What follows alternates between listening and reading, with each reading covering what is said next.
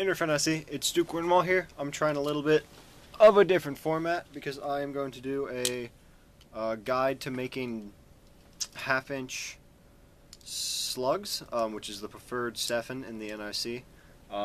You make those with felt pads and number 6 zinc-plated washers. So let's start off with a list of everything you're going to need. One, you're going to need your foam backer rod. Mine is still on the spool, so foam backer rod. You're going to need a cutting template.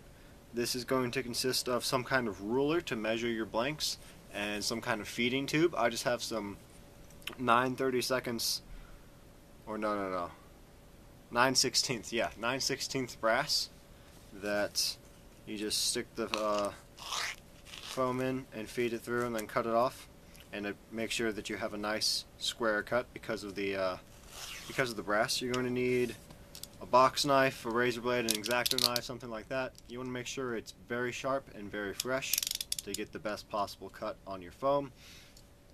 And that's everything that you're going to need to make blanks. So I'm going to go over how to make blanks first, and then I'll talk about actual dart smithing.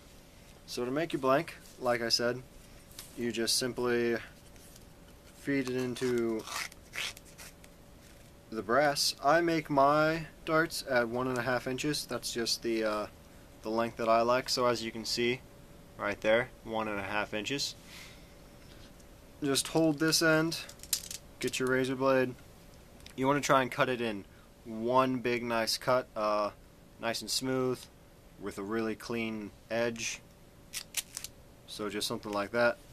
It makes a very clean edge on the foam. The foam's still a little bit curvy, but that's okay. So you're going to cut as many of those as you want and or need.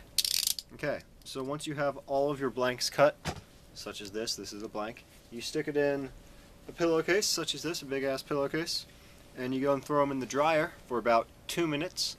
Pull them out of the dryer at that point and check and see if they're straight.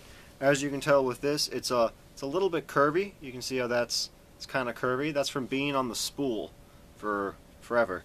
So throw them in the dryer for about 2 minutes. Take them out, check them. If they're not quite straight, put them in for another minute, and so on and so forth until they are straight. So here's a straight one that I've already straightened. I've been making these for a while. It's perfectly straight. I put these in for actually 3 minutes because I'm at college and I don't know the exact time on the dryers here, but I've got a big bag of blanks that are straight. So once you have your straight blanks in a big pillowcase, you're going to need, obviously, the blanks. You're going to need a hot glue gun. You're going to need number 6, or my bad, half-inch felt pads from McMaster Carr. I'm going to put a shopping list in the description of this video so you guys can get everything you need. So half-inch felt pads, a big bag of zinc washers, and some kind of working surface. I'm going to be using a strife box just here on my lap. Okay. You can also use goop as an adhesive. I use hot glue because we already have the hot glue gun up and ready to go to burn a hole in the foam, so why not just use hot glue? Goop is a little bit more, well, goop is technically a little bit better to use for dart purposes, but it's so much easier to use hot glue. It's quicker, it sets faster, you don't get the toxic fumes from goop. It's just way easier, so that's what I do. So, to make your darts, you're going to grab a felt pad off your roll, right here. Felt pads actually have a sticky side, so yeah. So you have your felt pad, you grab a number 6 washer, and you very carefully place it in the middle of the felt pad, because it's sticky. You want to get it centered as much as possible, and then just kind of set it down. You're going to do that a couple more times, you know, just get a bunch of them nice and ready to go. You're going to take your felt pad again. Try not to handle it too much because the tacky, sticky stuff will try and come up. So just, again, place it directly in the middle, or as best as you can get. I have quite a few of them already pre-made off to the side that I'm just going to grab now. So you're going to do that for a while. And then you're going to grab a blank from your bag of straightened foam. So here's a blank, here's a hot glue gun. You're going to burn a hole in the head of the hot glue gun, or in the head of the foam with a hot glue gun. It's not too deep, I don't know, I'd say maybe like an eighth of an inch deep, not horribly deep.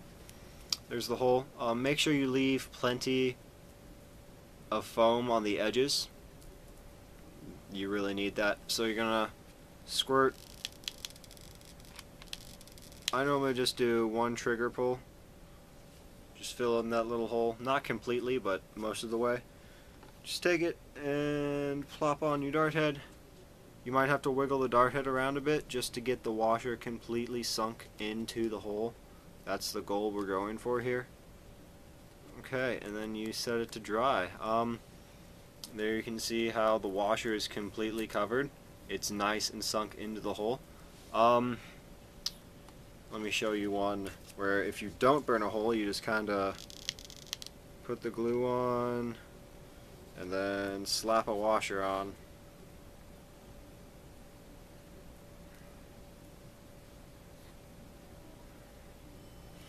See how you can see the washer? That's bad. No exposed metal. Basically, a lot of NIC wars probably won't let you use this dart because it has exposed metal. You never need exposed metal. You never want it. Yeah. So I'm gonna let those two darts that I just made dry for a second and rip them apart to show you just how much better it bonds. I'm just gonna go over it a couple more times. Take my dart, my blank dart, burn a hole right about there. It's not a very big hole. Make sure you got plenty on the sides.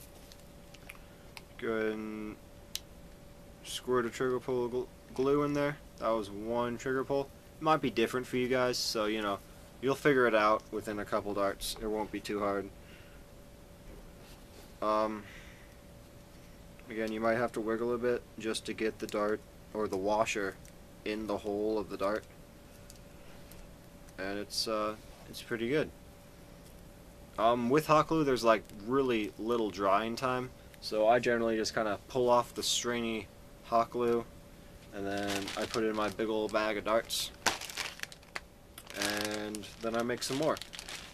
Okay, the two darts that I just made should be dry. I'm going to go ahead and pull them apart for you just to see the difference. This is the non-hole. This one has the hole. So I'm going to use the hole one first. I'm just going to kind of grab onto the felt pad and rip it off. Well, oh, okay, the felt pad came off with the washer still in there. So I'm going to, oh. Let me just pop the felt pad back on. Okay. And just going to try and grab the washer with my nail and just pry it off. It's kind of hard. There we go. There we go. You can tell I got some foam with it. The foam is still clinging onto the dart head. See that? It was a pretty good bond. That was nice. That was a good bond. So that's what you want. You want that sunken in. You want that cleanliness. You want that in your dart.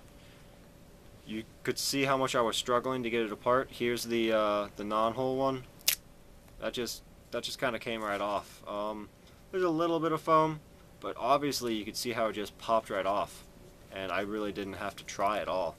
So you really need to burn that hole in the head to get a good bond.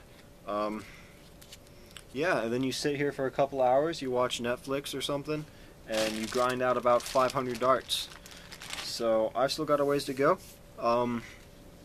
There's a couple dart guides online, but I wanted to make a quick video since I'm sitting here grinding out darts.